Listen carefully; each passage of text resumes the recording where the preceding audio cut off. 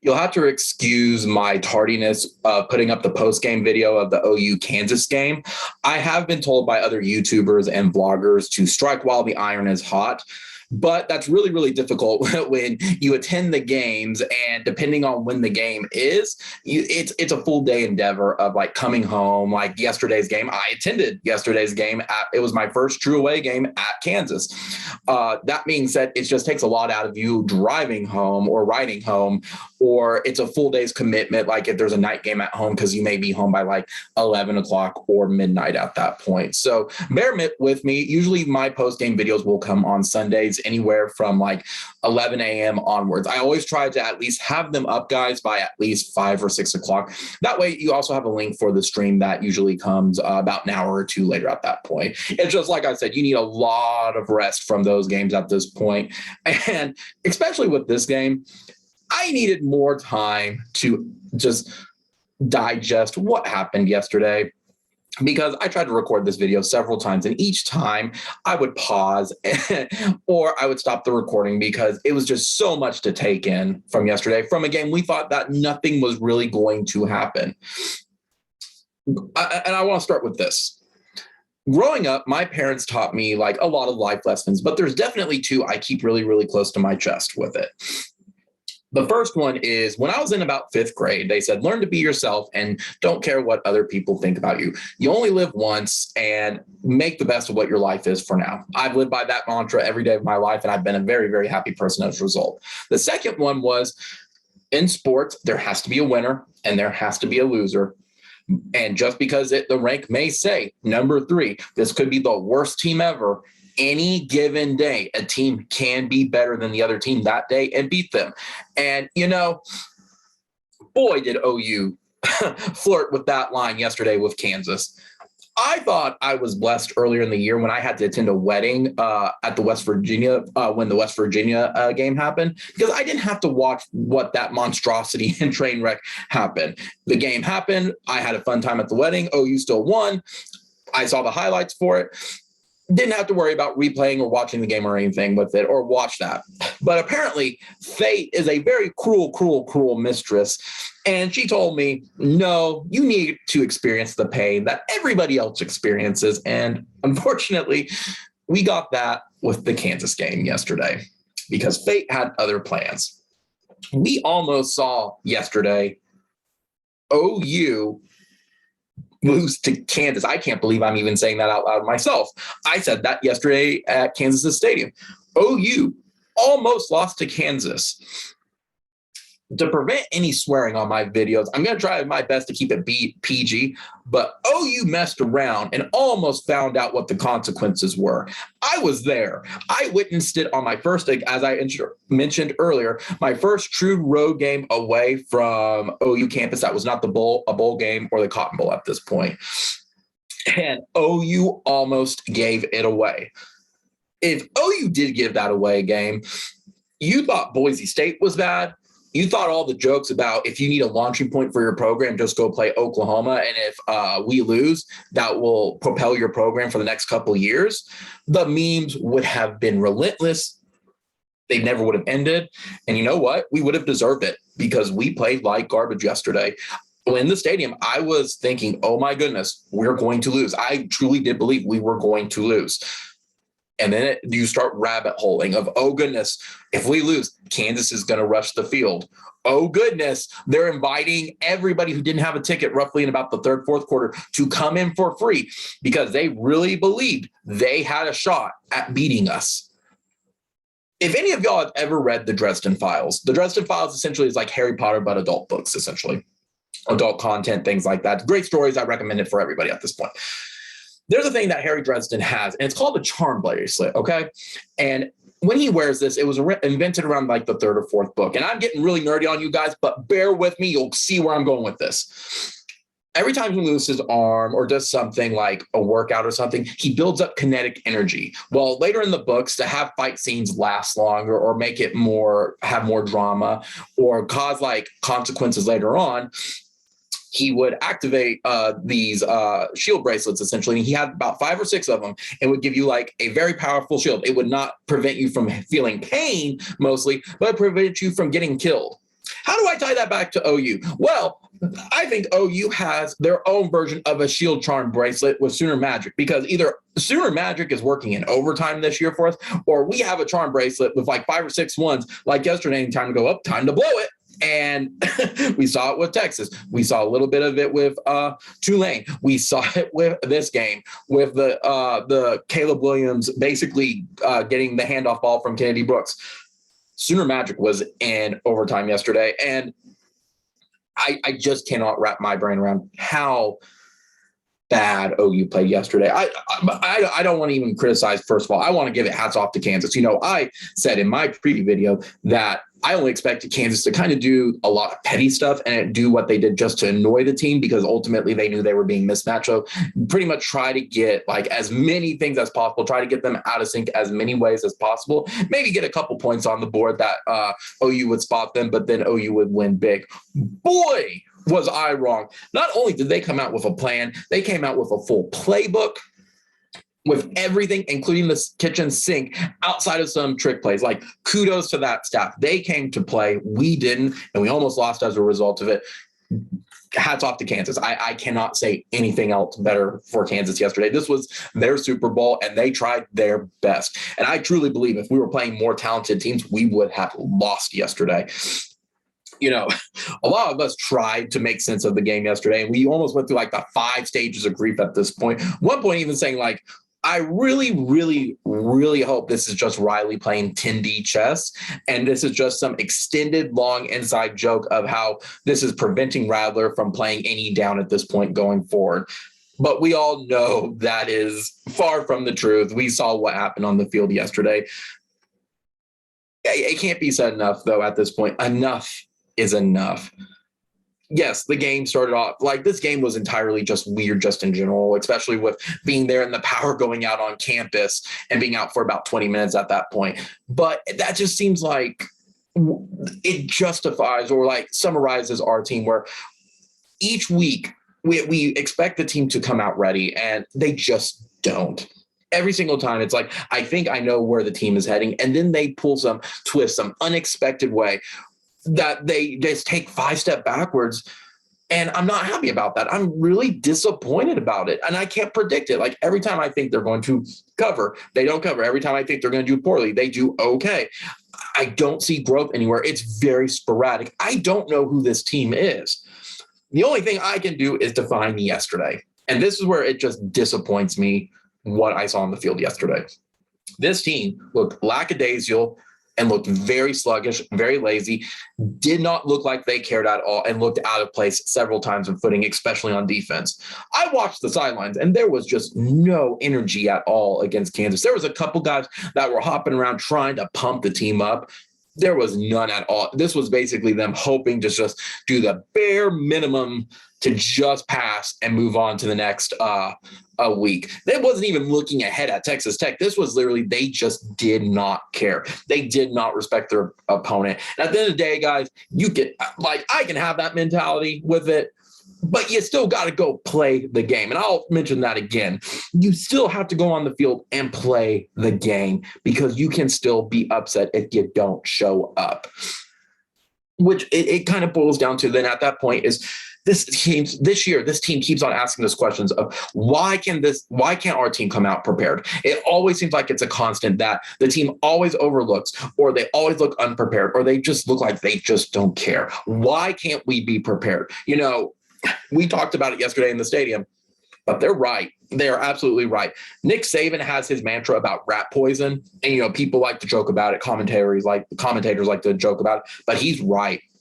It keeps the team focused. If you filter out all that noise, you treat every opponent like they are the national championship opponent, and you take care of business, regardless if it's Kansas or Alabama. We need to be doing that at this point as well. I absolutely hate the mentality of this team right now. I really do. I really hate this entitled mentality of just because they have the OU on their helmet, people need to respect it. No, that is the complete opposite, especially with stuff as of late, with them like moving to the SEC. They're going to bring you your Super Bowl every single week. And I have discussed this in preview videos. I said this on the live streams. They have to prepare for this, and I don't understand why they are not prepared for this. Going more into the game, the penalties were all over the place. They looked sloppy. This all goes back to the unpreparedness. The team couldn't just stop shooting themselves in the foot. It was like one step forward and 5 steps back, especially in that first quarter. That first quarter was painful. You thought Texas was painful. There was a joke in there of like, this is me watching the Texas game. This is a painful quarter to watch. And I swear someone was going, this is the most painful quarter to watch yet. That's what that Kansas score was. That was bad. There is no excuse for it. That is bad. Thank goodness, though, for Caleb Williams. Like, I do not believe we win this game with Rattler with it, and that's with all due respect to Rattler. I just do not think we win that game with him. I think Caleb Williams took control of this game and ensured that we were not going to lose to Kansas. I always say, too, there's always like a gray line at that point, and it's just, guys, you got to go out and play. It's hard at times to like get up and get motivated for teams. I get it, but you still have to go play the game. You have to play each game as if you're playing a championship game. And I said this before, but I'm going to drive it home, is I will absolutely say it, and credit to Oni Kuno and Sean for talking me off the cliff last week for it, because I said it and I was wrong. I'm guilty of it too. I said we could sit many of the guys so they can get healed up and get ready for Texas Tech and have the bye week at this point. And he called me a psychopath, and he is right. And I'm going to drive it home, and I'm going to tell it to him tonight on the live stream. He was right. It's hypocritical. You still have to go out there and play the game. And I'm going to drive this home the rest of this video. You have to play the game. And as I have said every week, you're going to be facing their Super Bowl. It's hypocritical for me to have said, oh, we can just like bypass Kansas. They're just going to accept their fate. No, they're not. No, they're not. Credit. And I'm giving it, again, all the credit to Oni Kuno on that one / Sean, who said we should never look at it that way. Him and Saban have the right mindset. I was incorrect. That's on me as well. So moving forward from that at this point out, that is, where do you even start with analyzing? Well, I thought about analyzing the offense. I thought about analyzing the defense, but no, this really comes down to its coaching. At some point, it ends at the top. So let's talk with Riley. The players' attitudes reflect the coach. And I do believe right now Riley is treating them very soft. This is on you. You need to get harder on them, Riley, at this point. This disaster of a game that luckily we did win. At the end of the day, we won. We're 8-0. An ugly win is an ugly win, and I will take an ugly win over an ugly loss. But boy, Riley, you got to put your foot down on their throats at this point and tell them, you need to focus on this. You need to start treating each team with that. You can't get to the end goal of achieving another ring, both Big 12 and our further aspirations of winning a championship this year. The thing that we've hyped up about all offseason, when you take a indifferent approach towards them and let them do as they want. And again, that reflects on the coach. I have a very big problem of Riley giving them the Monday off. I had the same problem when Stoops did it several years ago, and we lost the game against TCU because Stoops, I believe this is rumor on it, but I believe it was confirmed. He went on vacation. Take your vacation in the offseason, Stoops. This is the same thing here. Riley, let them have their off time in the offseason. This is what they are here to do. They need to go to practice Monday, Tuesday, Wednesday, and I think Thursday they have half practice, however it is. They need to get all their practices in. And kudos, and at least what I've read, I don't know how true it is, to what extent. Grinch also disagreed with having them off. But no, you need to have practice. You need to have practice on it. And that's a reflection back on the coaches at that point. Next up, though, however, I'm tired of this team playing down to our opponent. That is also a coaching mentality. We don't play at the standard we're setting both for our fans and for this program at this point. That also falls on the mentality of the coach. Riley, you need to do better. And, I have more points. Just y'all buckle your seatbelts in at this point. I said it earlier in the season that, in my opinion, this is just mine, I can't speak for anybody else, that this was Riley's first true adversity he has faced as head coach or even a coordinator, and he is failing spectacularly. Yeah, we're winning, but we are doing everything and grinding it out, and we are not taking care of business with it. We are doing the ultra hard path to get to the same goal at this point. And what Riley needs to admit is people have figured out his offense is that all they need to do, and Army laid the blueprint for it, was sit on the ball and drain the clock. Now, that's all fine and dandy. If you have a defense that can stop it, that kind of goes out the window. As well as if OU's ahead, you have to throw that out the window, and then that's where the real games start. It's a double-edged sword with it. That being said, because it can work against you, as we saw with Kansas yesterday. When OU took the lead, that's when Kansas started to finally play and give the ball back, trying to get those points. It can work against you as well. But right now, without a defense, this is working spectacularly against our offense at this point and keeping them off the field, not keeping them in rhythm or gelled at this point. They figured out, and Riley needs to figure out, whether this is defense, offense, whatever, he needs to figure out other methods to take advantage of our time with the ball or figure out how to get the ball back at this point. And that's a Riley and a Grinch thing too. But you have to change your mindset. You have to adjust at this point.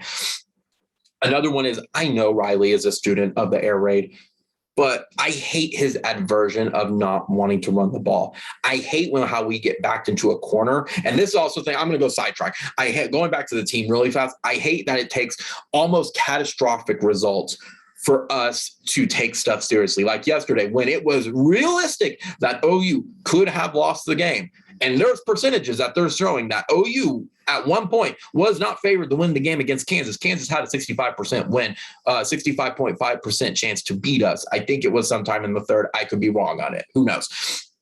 They did have a chance. It takes catastrophic things like that to get OU's mindset in place of, oh, we need to take this seriously. Let's actually go play what we're supposed to and live up to our potential. That, getting back to Riley at this point, I hate how when he gets into the corners, his play calling is absolutely atrocious. I'm not going to say he gets scared, but all he does is fall back on the air raid stuff. But you still got to have the balance. Like, yes, I know we had the ball like 34, 35 times yesterday versus the pass, but we aren't using the run game or utilizing stuff effectively. The play calling gets too cute. The play calling puts us in weird situations where we get 3 and outs when we could have done something like a 3rd and 1 and, oh, we're going to pass it and now we're going to lose 3 yards, things like that.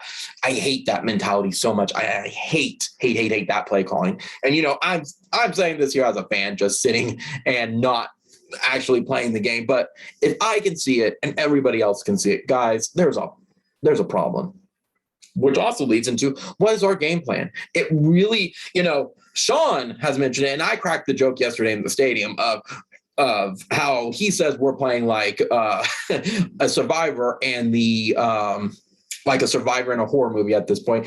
And I thought yesterday, we've been playing the survivor in the horror movie, and we're going to go back and get the stupid thing, and that's what's going to cause our death. We're going back for the cell phone or something like that, or my precious watch or things like that. No. I think if it's a different one, is that I truly believe the game plan has been like Survivor, and that we're going to outlast everybody until the 4th quarter, line them up, and then just beat them by like a touchdown or 2. I really do believe that is what the game plan has been.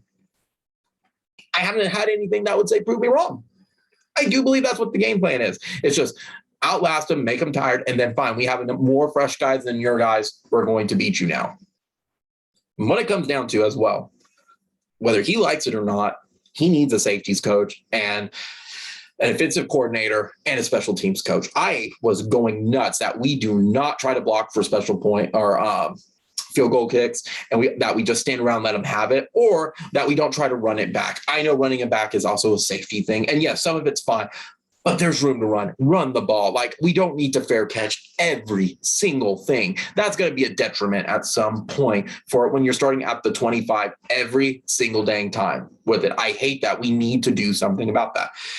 And then the day with it, though, I'm just tired of the excuses. I'm tired of Riley saying, well, we just need to do better, or, well, we just didn't play well. We didn't live up to our potential, but we'll do better next week. Riley, do you know what the definition of insanity is? Because that's the definition of insanity. That's also what someone would say, like, as a little kid would say, well, I'll just do better next time, and then makes the mistake again. Oh, I'll just do better next time, makes the mistake again. That's childish reasons. Let's actually see improvement, and let's actually see, like, this team grow and not rely on that on an excuse, because I don't think this is worth it at this point. I don't think you can use that as an excuse anymore, because all you're using it is a liability, not actually making any change.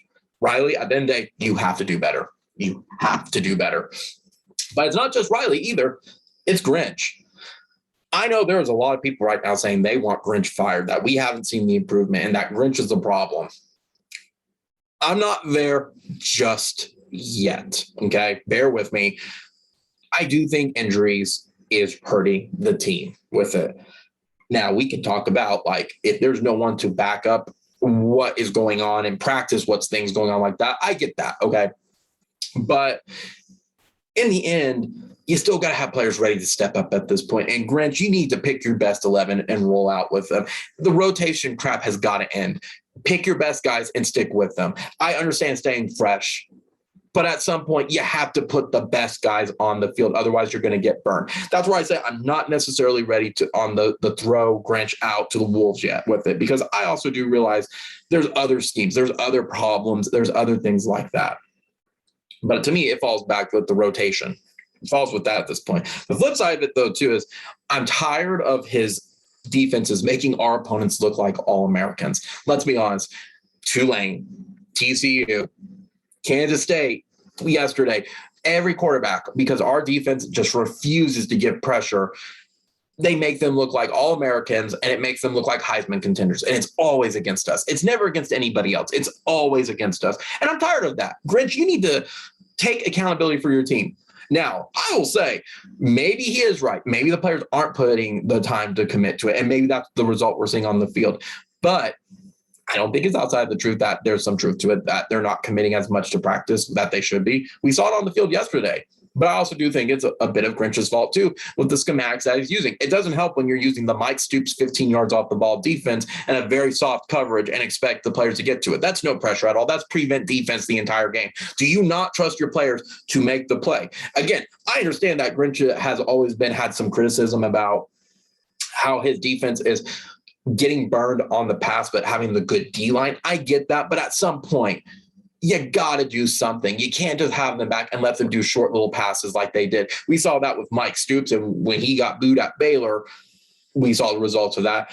Grinch, you can't be doing that at either. You cannot expect prevent as well. That also goes into it as well, though. It's like, fine, if we're going to go into prevent, then you need to be teaching your players how to tackle. It is atrocious that our players still do not know how to tackle. It's ridiculous, and it's tiring at this point. Grinch, you need to do better as well. Get your defenses ready. Riley, you're the OC as well. Get your offenses ready. I'm tired. I'm tired of it. It's just, you can only be disappointed so many times at this point. I'm tired of seeing our offense look really weird for the first half and finally then get their stuff together for halftime adjustments and then score points. I'm tired of our defenses giving up so many third downs and allowing anybody and their dog to convert fourth downs. I'm tired of it. I want to see this team succeed, but y'all are making it very difficult to see. And at some point, like I said, yes, the players on the field have to make the plays, but the coaches have to set the players up to succeed. And I don't think that's what's happening. I think there's also some clashes at that point. That's just my opinion. But to me, this game falls on everybody. This falls on Grinch, this falls on Riley, and it falls on the players. Pick your poison. Everybody's at fault. Because I'll tell you, though, right now, if we would have lost this game yesterday, someone would have had to been fired. There's no question about that. Someone would have had to have been fired. I don't think it would have been Riley, but boy, the rest of them, they have some hot seats right now. You don't lose to Kansas and just walk away with nobody at that point. I'm just saying that. I'm just saying. So that all being said, I have some other thoughts too. Like, we saw Theo Weiss returned yesterday. According to the stuff, he made a tackle. I don't know if he was targeted at all. Maybe they were just going through the motions just to get him back into the game. But apparently he played yesterday. So I don't know if I saw him or anything. I was too focused on OU possibly losing to Kansas to focus on who is suiting up out there at this point. I don't know how I feel right now about adjustments. I go back and forth if it's like, yeah, it feels like we're doing the same thing and beating our heads against the wall. But at the same time, too, it does look like we do make halftime adjustments. I just don't know to what extent the adjustments are, or are we in the definition of insanity and we're just trying to do the same thing over and over and hope that it succeeds after we wear our opponent out? I don't know. End of the day, there's just no excuse for anything. It's just, this was an embarrassing game. No matter that OU won, this was absolutely embarrassing. If this was against other teams, you can make a lot of excuses. This was Kansas. Y'all need to do better. It's ridiculous that we were in the position to even believe we could have been the new Texas. Did you hear that Texas lost to Kansas in football meme? I prefer to not be a meme, guys. I get enough of that with Boise State at this point. I don't need another thing on my plate to go just, it is what it is.